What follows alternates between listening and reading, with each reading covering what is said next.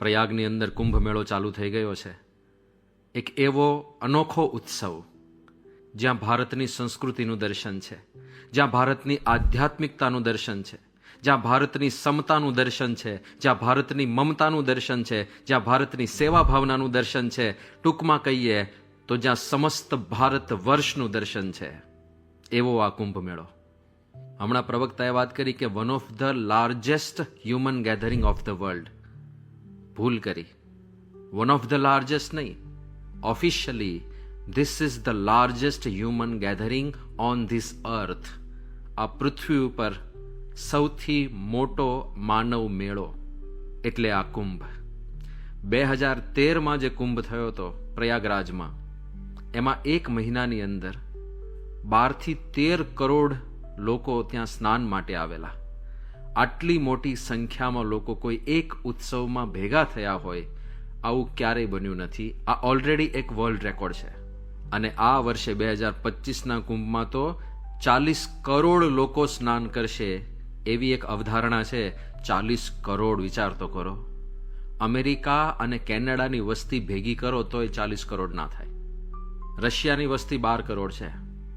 2013માં એવું કહી શકાય કે આખો રશિયા દેશ સ્નાન કરીને ગયો. અને આ વખતે રશિયાની 3 ગણી વસ્તી સ્નાન કરશે એવું આપણે કહી શકીએ. So the largest human gathering on this earth. પણ ભેગા થઈને આ નાચગાનનો ઉત્સવ નથી, આ આધ્યાત્મિકતાનો ઉત્સવ છે. એક એવો ઉત્સવ જ્યાં જાતિ, વર્ણ, ભાષા, પ્રાંત, આયુષ્ય કોઈ ભેદભાવ નહીં, કોઈ ઊંચ નીચનો ભેદભાવ નહીં. એક એવો ઉત્સવ જ્યાં સનાતન હિન્દુ સંસ્કૃતિ પોતાની પૂર્ણ ગરિમા, વૈભવ અને સૌંદર્ય સાથે ખીલી ઉઠેલી તમને દેખાય. કુંભ માટે એવું કહેવાય છે કે સહસ્રમ કાર્તિકે સ્નાનમ માઘે સ્નાન શતાની ચ વૈશાખે નર્મદા કોટિ કુંભ સ્નાનેન તત્ફલમ. 1000 વખત તમે કાર્તક મહિનામાં સ્નાન કરો, માઘ સ્નાન તમે 100 વખત કરો, અરે વૈશાખ માસની અંદર નર્મદાની અંદર કોટી કોટી સ્નાન કરો, એ બધું ફળ કુંભ સ્નાનેન તત્ફલમ. કુંભ મેળાની અંદર એ એક વખત તમે સ્નાન કરો અને ફળ મળી જાય. આવી ઘણી બધી લોકવાયકાઓ કુંભ મેળાના મહિમાની અંદર કહેવામાં આવતી હોય છે. તો પહેલી જિજ્ઞાસા આપણને એ હશે કે કુંભ મેળાની પાછળ કોઈ કથા છે. કથા કહેવામાં આવે છે સમુદ્ર મંથનની, કે સમુદ્ર મંથન પૂરું થયું અને પછી અમૃત નીકળ્યું અને અમૃત માટે દેવો અને દાનવો વચ્ચે યુદ્ધ થયું. 12 દિવસ યુદ્ધ ચાલ્યું અને એ દરમિયાન અમૃત કળશ લઈને ઇન્દ્રનો પુત્ર જયંત એ આમથી એમ દોડાદોડી કરતો હતો અને એ વખતે એ કુંભમાંથી અમૃતના અમુક બુંદ છલકાઈને નીચે પૃથ્વી ઉપર પડ્યા. અને એવી શ્રદ્ધા છે કે 4 ટીપા જે છલકાઈને પડ્યા એ નાસિક, ઉજ્જૈન, હરિદ્વાર અને પ્રયાગમાં પડ્યા. એટલે આ 4 જગ્યાએ કુંભ મેળો ભરાય છે. અને 12 દિવસ યુદ્ધ ચાલેલું. દેવતાઓનો 1 દિવસ એટલે 1 માનવ વર્ષ. એટલે 12 વર્ષે આ કુંભ મેળો ભરવામાં આવે છે. આવી કથાઓ કુંભ સાથે જોડાયેલી છે. પણ આવી કથા કોઈ પુરાણની અંદર લખેલી જોવા નથી મળતી. આ પરંપરાથી સાંભળવા મળે છે કે આવું થયું હતું. અને એ વખતે જયંતના હાથમાં જે કળશ હતો એની રક્ષા કરવાનું ઉત્તરદાયિત્વ સૂર્ય, ચંદ્ર અને બૃહસ્પતિને આપવામાં આવ્યું હતું. અને એટલા માટે જ સૂર્ય, ચંદ્ર અને બૃહસ્પતિ ક્યારે કુંભ થશે એની નિર્ણાયક ભૂમિકાની અંદર હોય છે. એ આપણે આગળ સમજીશું. હવે અર્ધકુંભ, પૂર્ણકુંભ, કુંભ, મહાકુંભ, આવા બધા જુદા જુદા શબ્દો તમે સાંભળ્યા હશે. અર્ધકુંભ શું છે? તો એક જગ્યાએ, દાખલા તરીકે પ્રયાગરાજમાં અત્યારે કુંભ મેળો છે. આની પહેલાનો કુંભ મેળો પ્રયાગરાજમાં ક્યારે થયો? 2013માં. 12 વર્ષ પછી ફરીથી પ્રયાગરાજમાં આવ્યો. એટલે એક સ્થાને કુંભ પુનઃ આવે 12 વર્ષ પછી. તો આને પૂર્ણ કુંભ જ કહેવામાં આવે છે. પણ 6 વર્ષ પછી ત્યાં એક નાનો કુંભ કરવામાં આવે, એને અર્ધકુંભ કહેવાય. ઓફિશિયલ કુંભ તો 12 વર્ષ પછી જ આવે, પણ 6 વર્ષે અર્ધકુંભ મનાવે છે. એટલે જે આ કુંભ આવે 12 વર્ષે એને પૂર્ણ કુંભ કહેવામાં આવે છે. અને આ અર્ધકુંભ પણ 4 જગ્યાએ નથી ભરાતો. હરિદ્વાર અને પ્રયાગ આ 2 જ જગ્યાએ અર્ધકુંભ થાય. નાસિક અને ઉજ્જૈનમાં અર્ધકુંભ નથી ઉજવતા. એ 12 વર્ષવાળો ત્યાં પૂર્ણ કુંભ એક જ થાય. અને તમે મહાકુંભ જે શબ્દ સાંભળો છો એ કેવળ પ્રયાગરાજની અંદર થાય. અને જ્યારે પ્રયાગરાજમાં 12 પૂર્ણ કુંભ પૂરા થાય, એટલે કે 144 વર્ષ પૂરા થાય, ત્યારે એક મહાકુંભ આવે. એ નક્ષત્રો એવી રીતે અલાઇન થાય જે 144 વર્ષમાં એક જ વખત અલાઇન થાય છે. અને આનંદની વાત એ છે કે આ 2025માં જે કુંભ મેળો મનાવાઈ રહ્યો છે એ મહાકુંભ છે, એટલે એનો વિશેષ મહિમા ગણવામાં આવે છે. હવે આ કુંભ મેળો કેટલો જૂનો છે? તો હજારો વર્ષો જૂનો છે એટલું જ કહી શકાય, કારણ કે કોઈ એક્ઝેક્ટ પ્રમાણ આપણને શાસ્ત્રમાં નથી મળતું કે ક્યારે આ કુંભ મેળો શરૂ થયો હશે. એકચ્યુઅલી કોઈ શાસ્ત્રની અંદર કુંભ એવા શબ્દથી આ મેળાનો ઉલ્લેખ નથી થયો. કુંભ શબ્દ વેદોમાં છે, પણ આ મેળાનો ઉલ્લેખ ત્યાં નથી એવું બધા વિદ્વાનોનું માનવું છે.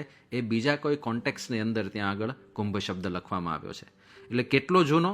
તો 8મી સદીની અંદર ચીની યાત્રી જે હ્યુએત્સાંગ ભારતની અંદર આવ્યો હતો ને, એણે બધું લખેલું છે કે ભારતમાં એણે શું શું જોયું. તો એમાં સમ્રાટ હર્ષવર્ધનના રાજ્યમાં એણે આવો એક મહાન આધ્યાત્મિક મેળો જોયેલો, જે કુંભ મેળો હશે એવું માનવામાં આવે છે. તો હજારો વર્ષ જૂનો આ મેળો છે. હવે કુંભ નામ સાથે આ મેળાનું વર્ણન શાસ્ત્રમાં ક્યાંય નથી મળતું, પણ જ્યારે આ મેળો ભરવામાં આવે છે ત્યારે જે ગ્રહોની સ્થિતિનું વર્ણન કરેલું છે, એવી સ્થિતિ વખતે જે તે નદીમાં સ્નાન કરવાનો ખૂબ મહિમા શાસ્ત્રમાં લખ્યો છે.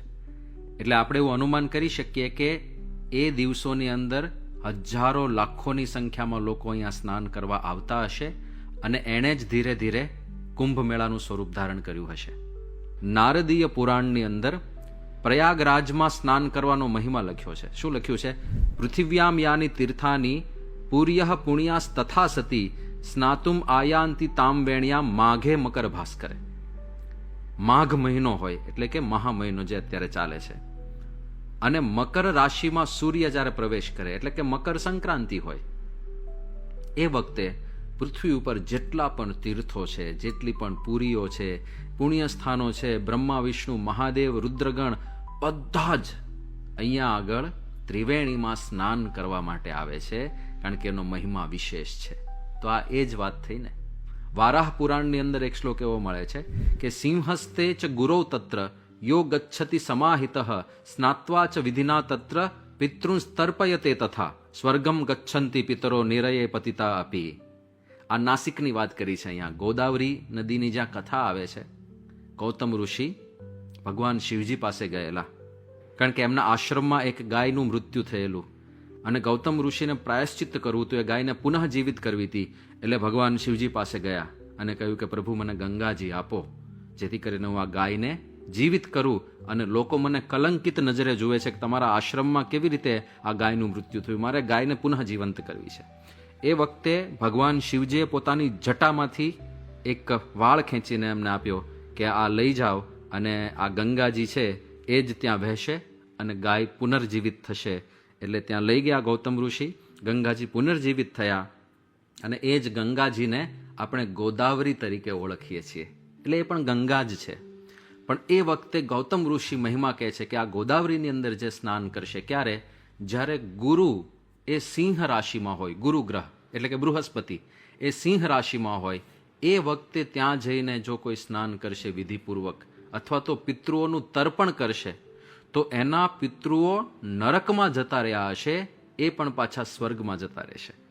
તો આવો બધો મહિમા જે શાસ્ત્રમાં કહ્યો છે, તો આપણે એક અનુમાન કરી શકીએ કે આ બધા મહિમાને લીધે, અને આ મહિમા કોઈક એક તિથિનો છે કે આ સમયમાં જ્યારે સિંહ રાશિમાં ગુરુ હોય ત્યારે એ સમયે ત્યાં સ્નાનનો મહિમા.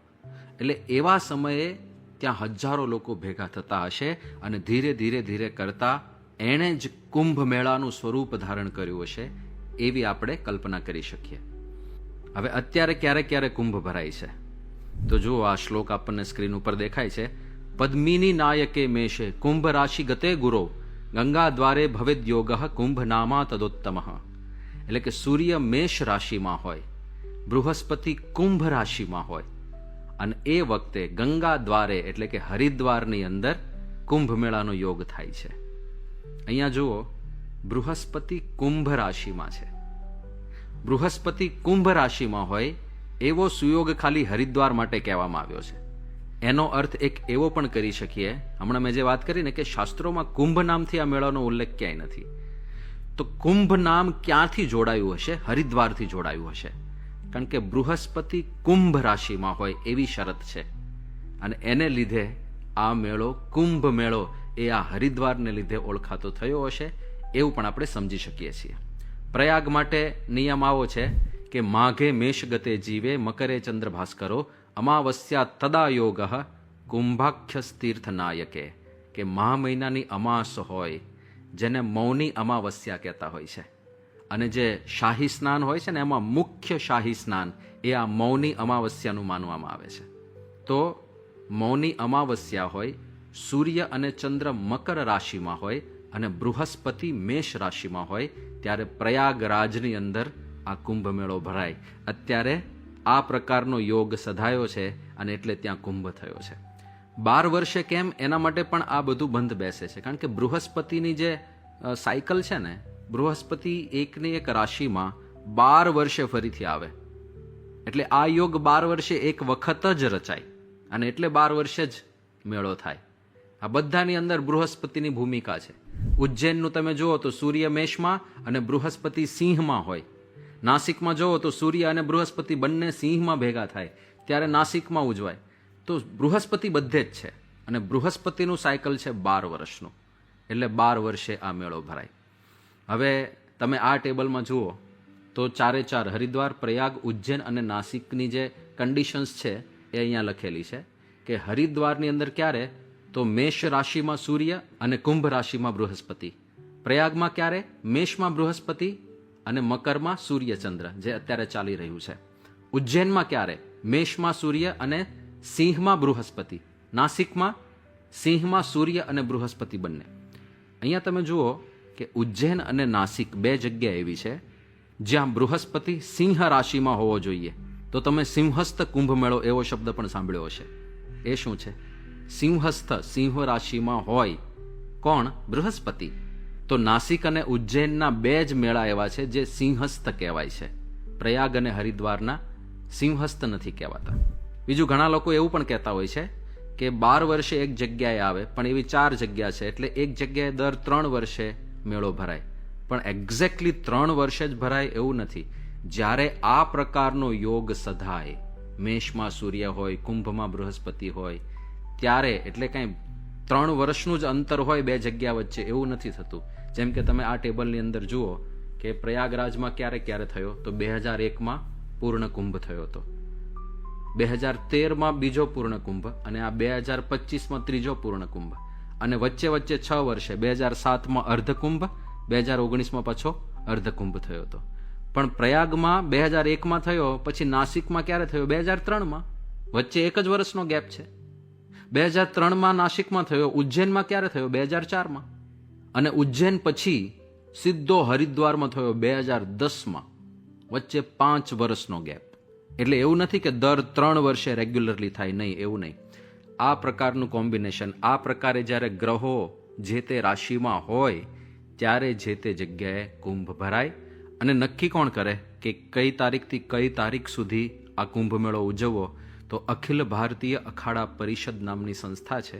એ સંસ્થા આ બધા નિર્ણયો લેતી હોય છે, અને એના નિર્ણય પ્રમાણે સરકાર પછી બધું આયોજન કરે. શાહી સ્નાન શબ્દ તમે સાંભળ્યો હશે. જે મુખ્ય તિથિઓ હોય ત્યારે જે સ્નાન થાય એને શાહી સ્નાન કહેતા હોય છે. એનો વિશેષ મહિમા ગણવામાં આવે છે. અને આ શાહી સ્નાનની અંદર વિશેષતયા સાધુ, સંતો, સંન્યાસીઓ એ બધાને વિશેષ પ્રાયોરિટી આપવામાં આવે. તો પહેલું શાહી સ્નાન મકર સંક્રાંતિમાં થયું, અને જે આંકડા મળ્યા છે એ પ્રમાણે 1.5 કરોડ લોકો એ દિવસે સ્નાન કરવા માટે ઉમટ્યા. 1.5 કરોડ શ્રદ્ધાળુઓ. કેટલો મોટો મહાન મેળો ભરાયો હશે. પછી પ્રધાન સ્નાન કહેવાય છે, મૌની અમાવસ્યાનું કહેવાય છે.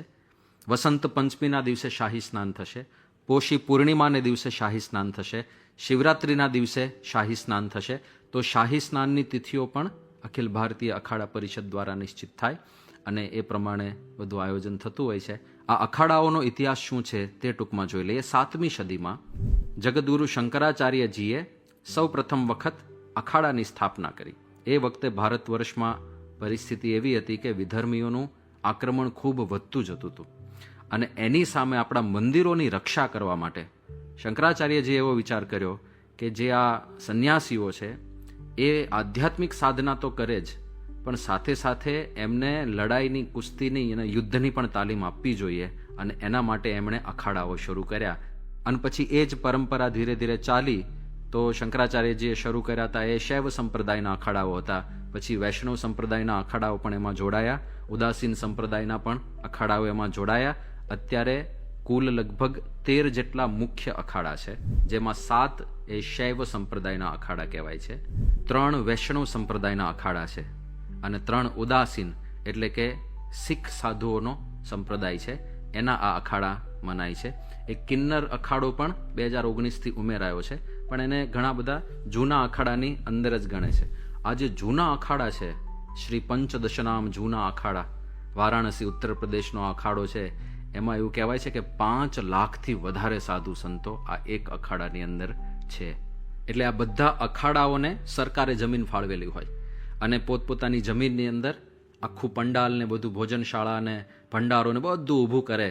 અને આ પંડાલની અંદર શું ચાલતું હોય છે? તો સંતોના દર્શન થાય, હોમ હવન થાય, યજ્ઞ યાગાદિ થાય, નિરંતર ભગવત કથા ત્યાં ચાલતી હોય, ભંડારા ચાલતા હોય. નવા સંન્યાસીઓને જે દીક્ષા આપવામાં આવે એ દીક્ષા મહોત્સવ પણ આ કુંભ મેળા દરમિયાન જ થતો હોય છે. પછી કોઈકને મંડલેશ્વર કે મહામંડલેશ્વરની પદવી આપવામાં આવે, એ બધું પણ આ કુંભ મેળા દરમિયાન થતું હોય છે. જુદા જુદા સંપ્રદાયો વચ્ચે સંવાદ સધાય, શાસ્ત્રની ચર્ચાઓ થાય, એ બધું પણ આમાં થતું હોય છે. તો આપણે ત્યાં સંપ્રદાયો ઘણા છે, માન્યતાઓમાં ઘણું બધું વૈવિધ્ય છે, પણ છતાંય પોતપોતાની માન્યતામાં દ્રઢ રહીને બધા એકબીજાને આદર આપે છે, એકબીજાનું સન્માન કરે છે, એકબીજાને હળે મળે છે. તો આ આધ્યાત્મિક એકતાનો પણ ઉત્સવ છે. તો આવો અદ્ભુત કુંભ મેળો અત્યારે ચાલી રહ્યો છે, આપણા બધા માટે ગૌરવની વાત છે. અને આપણી BAPS સંસ્થા પણ આ કુંભ મેળાની અંદર જોડાતી હોય છે. આપણે પણ ત્યાં શિબિરની સ્થાપના કરી છે, અને ત્યાં વ્યસન મુક્તિ અને પારિવારિક એકતાનો સંદેશ આપે એવું સુંદર પ્રદર્શન પણ રચ્યું છે. અને ત્યાં ભંડારો પણ ચાલે છે, ભોજન શાળા પણ ચાલે છે, અને હજારો લોકો રોજ ત્યાં આવીને પ્રસાદ ગ્રહણ કરે છે. તો આપણા સંતો અને કાર્યકરોની પણ ત્યાં પૂરજોશમાં સેવા ચાલી રહી છે.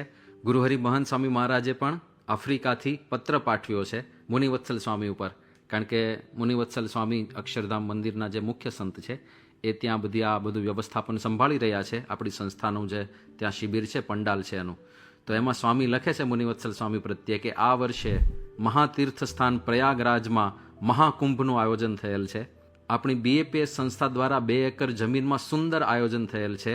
વડીલ સંતોના માર્ગદર્શન નીચે આપ તથા અન્ય સંતો ખૂબ સારી સેવા કરો છો. આવનાર દરેક સંતો, મહંતો તથા મહામંડલેશ્વરોની મારા વતી સરભરા અને પૂજન અર્ચન કરશો. મહાકુંભમાં આવનાર દરેકનું કલ્યાણ થાય તે શુભ સંકલ્પ કરેલ છે. સ્વામી આવો શુભ સંકલ્પ કર્યો છે કે જે કોઈ પણ આ મહાકુંભમાં આવે બધાનું કલ્યાણ થાય. આપ બધા મહાતીર્થ પ્રયાગરાજમાં છો, તો મને યાદ કરી સ્નાન કરશો, દર્શન કરશો, બધું સર્વોપરી થાય અને કોઈ વિઘ્ન ન આવે તે માટે પ્રાર્થના કરી છે. બધાને આશીર્વાદ છે. આવો સુંદર આશીર્વાદ પત્ર પણ ગુરુહરિ મહંત સ્વામી મહારાજે લખ્યો છે. ખાસ તો ઉત્તર પ્રદેશની જે સરકાર છે, એણે અદ્ભુત આયોજન કુંભ મેળાનું કર્યું છે. 2013માં પણ કરેલું. 2013માં 35,000 મોબાઈલ ટોયલેટ ઊભા કર્યા હતા યુપી સરકારે, અને આ વખતે 1.5 લાખ જેટલા મોબાઈલ ટોયલેટ ઊભા કર્યા છે. એટલે સ્વચ્છતાનું પૂરેપૂરું ધ્યાન રાખ્યું છે. કોઈ જગ્યાએ કચરો ના થાય એની સંપૂર્ણ તકેદારી રાખવામાં આવે છે. લોકોના નિવાસ માટે અદ્ભુત વ્યવસ્થાઓ કરેલી છે. રેલવે સ્ટેશન પાસે મોટા મોટા શેડ્સ બનાવ્યા છે, અને ત્યાં નજીકમાં જ એને બધી વ્યવસ્થા, બાથરૂમની, ટોયલેટની, ગાદલા, ઓશિકા બધું જ મળી રહે એવી વ્યવસ્થા કરી છે. મોબાઈલ ફોન ચાર્જ કરવા માટે ચાર્જિંગ સ્ટેશન મૂકેલા છે. આટલી ઝીણી વ્યવસ્થા. લોકોને સસ્તામાં પીવાનું પાણી મળી રહે અને ખરીદવું ના પડે પાણી, એટલે વોટર ATM મૂક્યા છે. ₹1 તમે ATMમાં નાખો અને આખી બોટલ ફિલ્ટર્ડ પાણીથી ભરાઈ જાય એવા વોટર ATM મૂકવામાં આવ્યા છે. લગભગ 44 જેટલા જુદા જુદા ઘાટ ઉપર લોકો સ્નાન કરતા હોય છે. એ ઘાટનું પણ પાક્કું બાંધકામ કર્યું. લોકોને બેસવા માટે સરસ મજાના શેડ્સ બનાવેલા છે. લોકોને કપડાં બદલવા માટે પણ ચેન્જિંગ રૂમ બનાવેલા છે, જેથી કરીને ખુલ્લામાં લોકોને કપડાં ના બદલવા પડે. આ તો ઠંડીના દિવસો છે ને, તો કેટલું બધું ધ્યાન આ યુપી સરકારે રાખ્યું છે. જે મુખ્ય સંગમ છે એ નદીમાં વચ્ચે છે. બધે સ્નાનનો મહિમા છે, પણ ઘણા બધાની ઈચ્છા હોય કે મારે મુખ્ય સંગમ પર જવું છે, તો એ હોડીમાં ત્યાં જવાય. અને હોડીવાળા અત્યારે ગરજના ભાવ લઈને ભાવ વધારી ના દે એટલે સરકારે ત્યાં બધે બોર્ડ્સ મૂકેલા છે કે અહીંયા જવું હોય તો આટલો ચાર્જ હોડીનો થાય છે, અહીંયા જવું હોય તો આટલો ચાર્જ હોડીનો થાય છે. આવા ઠેર ઠેર બોર્ડ જોવા મળશે. અને ત્યાં નીચે લખ્યું પણ છે કે કોઈ પણ જો આના કરતાં વધારે ચાર્જ તમારી પાસે લે તો તમે ફરિયાદ કરી શકો. તો આટલી સુંદર વ્યવસ્થા, લોકોની લાગણીને ધ્યાનમાં રાખીને આધ્યાત્મિક વાતાવરણ પણ સચવાય, પાછું કુંભની જે આધ્યાત્મિક ગરિમા છે એ સચવાય, એ બધું ધ્યાન રાખ્યું છે.